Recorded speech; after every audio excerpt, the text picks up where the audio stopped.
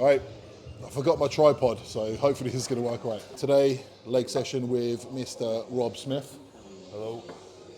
Rob, I said to Rob, don't make, it doesn't need to be like formal. It's just about like relaxing and just introducing yourself and whatever.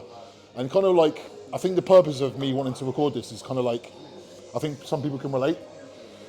You're clearly someone, like genetically, Rob's got an incredibly aesthetic physique. The kind of physique that I think a lot of people would want. But now he's entered the competing world and he wants to take things to the next level. There are certain things that need to be addressed. So now Rob needs to not rely on his genetics and take it the next step up. So I kind of wanted to document that kind of thing. So today we've come to train legs because I think your last show, explain how the last show went. Shittest hamstrings ever. No hamstring at all. Quads are detailed, but no, I don't know what I was saying, like no pop, like no size. And basically, I remember Darren or whatever he's called, the FitX guy, come up to me, upper body, unbelievable, legs, not so good. Is this basically it? So if it was just this, Rob probably would have won his category. He was a FitX first timer classic and he came third. The guys that beat him, it's weird. It's weird to say it. It sounds like bitter, but I wouldn't say that they're better than him. They were just proportioned differently. Yeah. They were a bit more leg dominant as opposed to and that was it. So, as I say, Rob's got a really aesthetic physique. Just needs a little bit more work on his legs. So that is what we're here to do. But also, how long have you been with me? How would you say it's gone since? What was your training experience like before? Blah blah blah. 2 years now. 2 years. Like today. No, not today. Fucking hell. This month. Before you, I could get lean, but I was doing a lot of extreme stuff.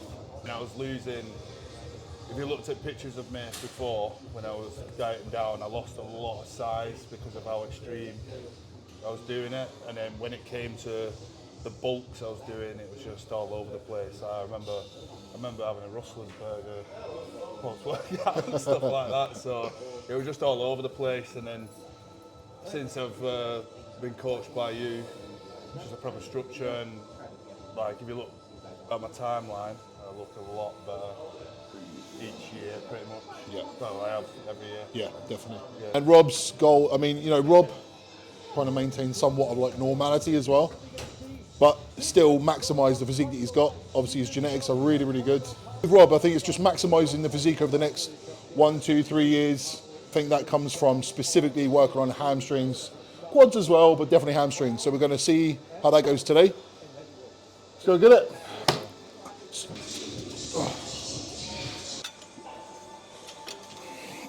So I tend to start a lot of my leg days with the Adductor machine.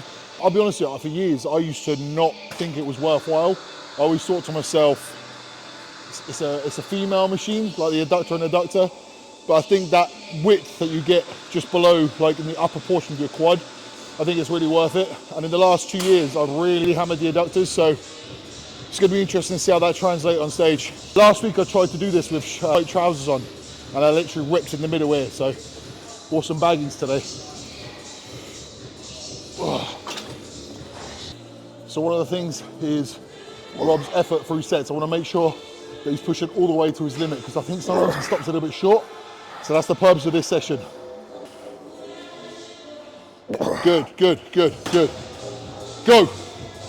Don't give up, mate. Come on. There's more. Come on. Yes, come on, mate. Come on. All the way. So you cannot do it anymore. Come on then. Hands off. Just let the legs do it. Let the legs. Come on. Yeah, you're there. That's it. In other words, how you feel you train legs compared to other body parts?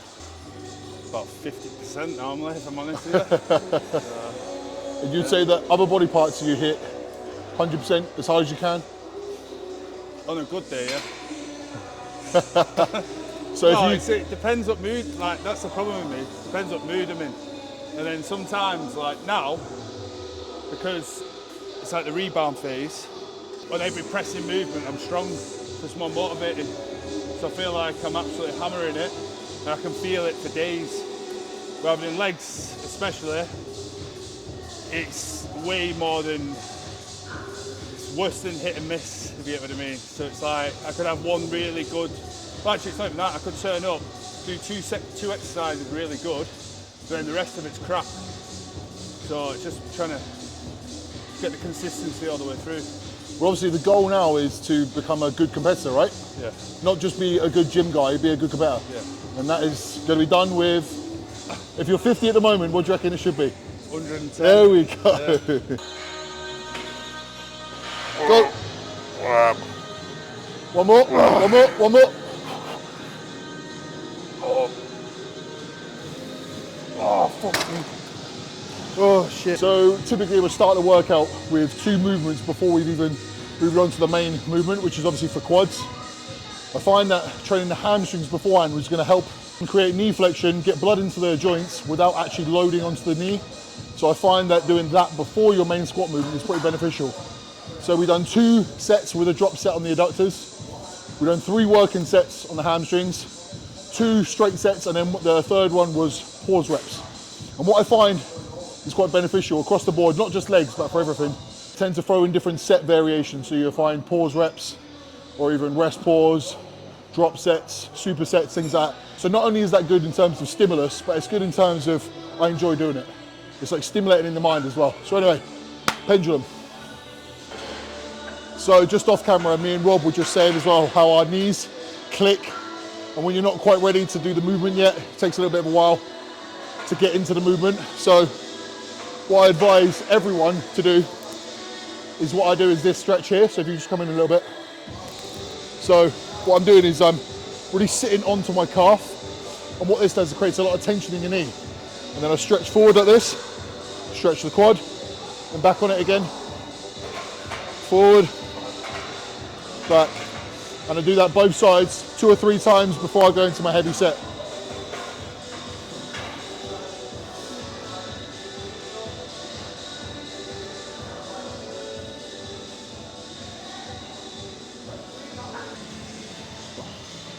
Going in with the work set now, mate. All the way, all the way. Let's go, Rob. Come on in. Good.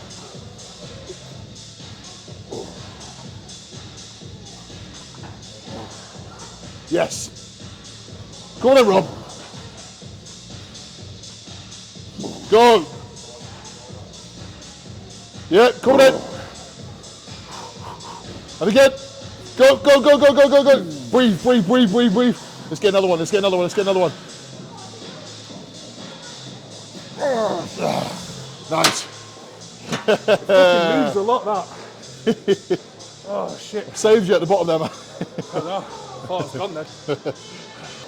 So I'm making excuses already, but I slept funny last night and my hip's a bit funny. My hip feels not quite right. But anyway, 5 plates. Should go for 15 to 20 reps, I think.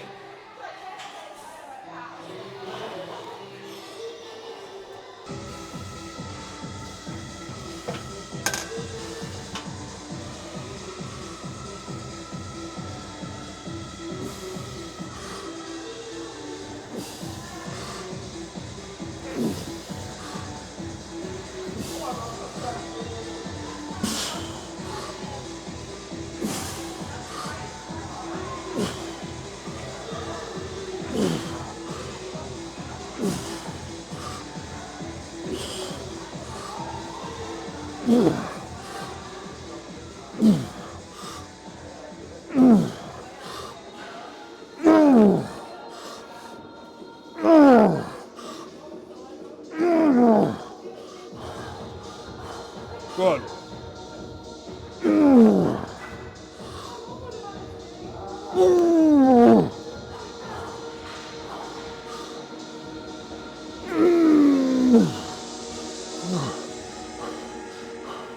Go on. Ooh. Again.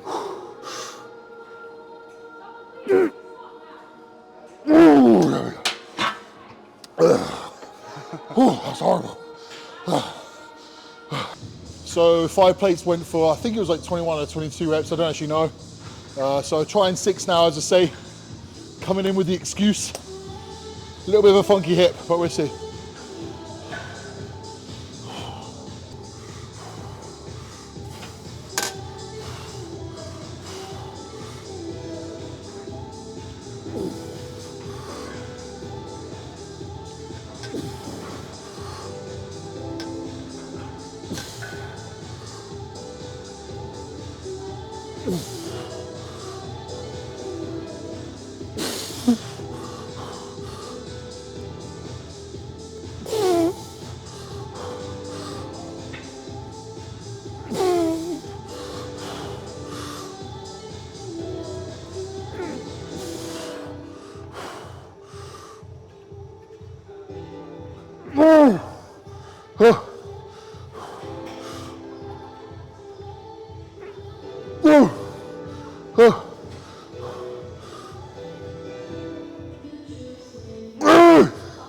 Yeah. Go on. Oh.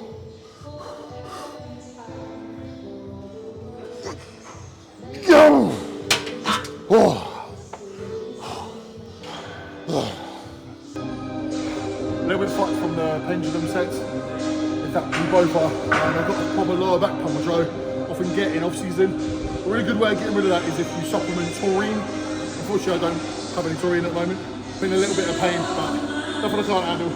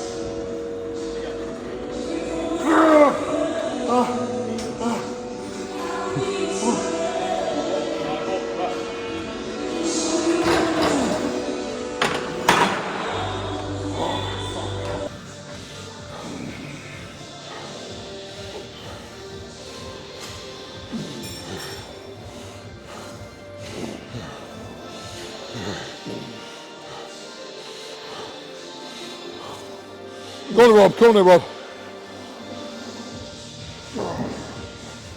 Let's go. Come on, Ed. Oh, shit.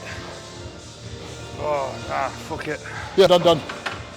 My head was gonna burst then. It's an interesting topic, just speaking with Rob there, talking about what's right and what's wrong. So on the pendulum squat, Rob's got such good range of motion that at the bottom part of the movement, the machine, the apparatus is actually tapping onto the safety bar, and he almost taps and comes off. And that could be seen as like he's using a bit of momentum for the movement, but he said that it acts as a bit of a mental trigger. He knows that he's getting the right depth when he hits that. And I think one of the problems I find with the industry these days is that everyone's so quick to shit on people. That's wrong, that's wrong, that's wrong, that's wrong. Things are not wrong, they're just different. My range of motion is different to Rob's on this. I can't come all the way down. If I come down further, I'm gonna hurt myself because my lower back rounds comes off of the seat, so I can't do it. Does that mean I'm wrong? No, it just means it's different, and you need to kind of work with what your body's telling you. Now, if I wanna do this for a longer period of time, I need to do things that are gonna be smart for me and are gonna help me progress. Doing shit because it's right, but it hurts me, what benefit is that? So, something to think about. Don't listen to everyone that says, that's wrong, that's wrong. Oh my God. Fucking back. You're back. Everything. It's tough, innit? What's your opinion on doing RDLs now? Worst thing possible. I'm ready to go home.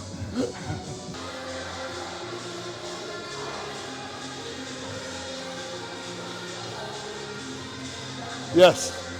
There you go. Neutral spine. Keeping the bar in contact with your body. Hips back. Keeping a neutral spine. Controlling the movement all the way. Good. This seat is good. What's the matter, mate? Back's gone. We're both being little babies at the moment. Our lower backs are fucked. But there's still some shit to do. Unfortunate reality is we're both pretty taxed at the moment, and in off season, lower back it's definitely a bit of a problem, to be honest with you. So a little bit lighter on the RDLs. Let's see how it goes. I'm going to add in a couple of pause reps just to make it a little bit harder, so I can try and get more out of less weight.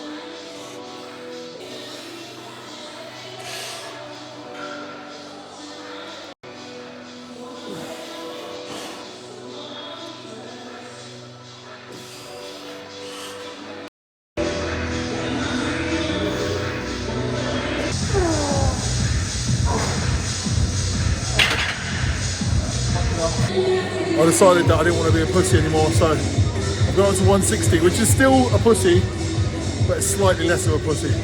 But I'm telling you what, this fucking lower back pump is real, as Rob is expressing his disdain for it at the moment.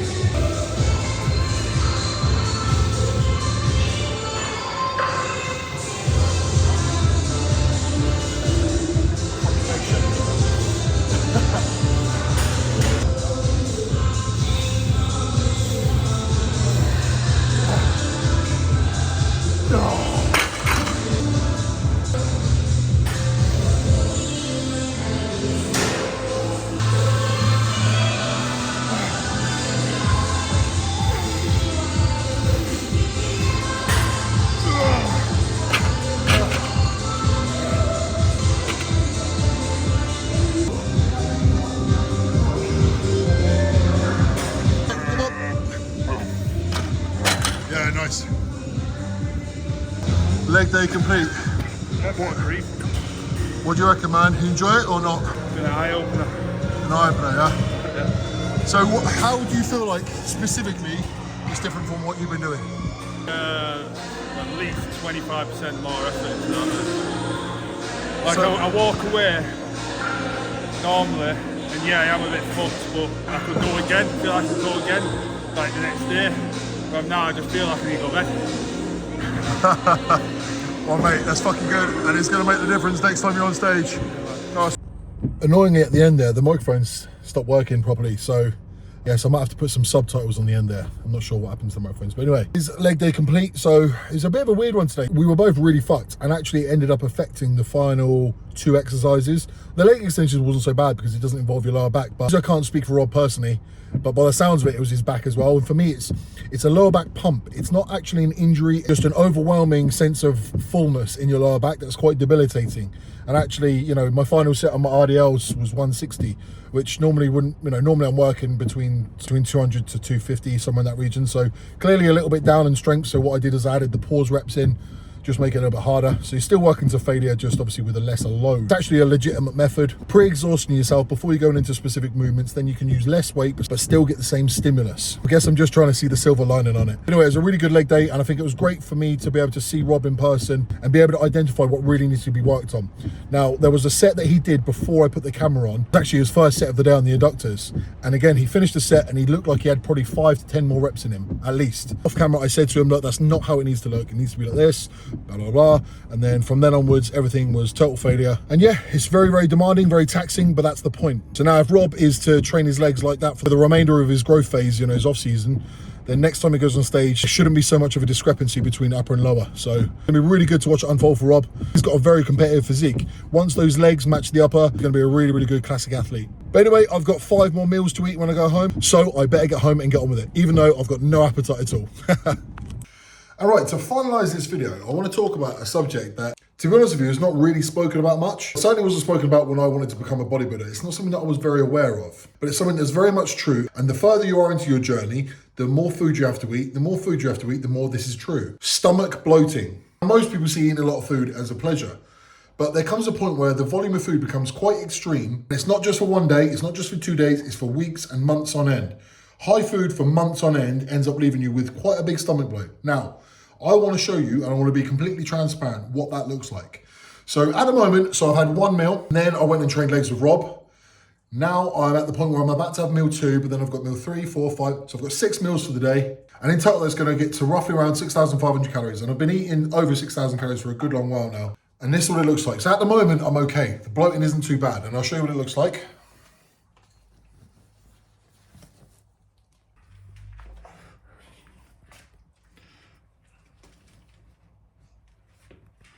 It's a pretty honest representation of what I look like just generally day to day. I'm going to show you again what it looks like after meal 6, and it's quite a stark difference, to be honest with you. So we're probably going to have to catch up roughly around about midnight when I finish my last meal. We're staying up later just to make sure I actually get the food in. So I'll catch you later.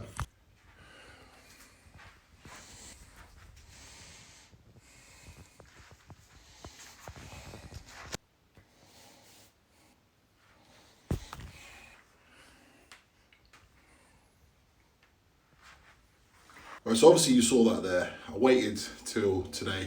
That was last night before I went to bed, but when Amy was asleep, I didn't really want to wake her up by talking or whatever, so I just thought I'd just say it now. But yeah, it's something that no one really speaks of, and don't get me wrong, I'm not saying it's the end of the world, but it's just incredibly uncomfortable, it's incredibly unsightly, and actually, if you're not someone who is used to it, you can see that, you can see yourself in the mirror and think, what the hell am I doing? I'm clearly on the wrong path. Well, actually, that's not true. Some people just assume being bigger, regardless of if it's body fat, is better.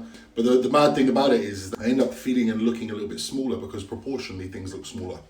When my waist is larger because of the bloat, my lats then seem smaller, my chest seems smaller, my delts seem smaller, my legs seem smaller, things seem smaller because it's relative to the size of your waist. And definitely I think when bodybuilders get older in their career as well, pushing food for a long period of time can have a negative effect. You know, if you're force feeding food and you've got a bloated stomach for 6 months of the year, every year, by the time you get to your mid to late 40s, I think that starts to take a toll. I always think to myself, someone who can grow on less food is more geared up for longevity.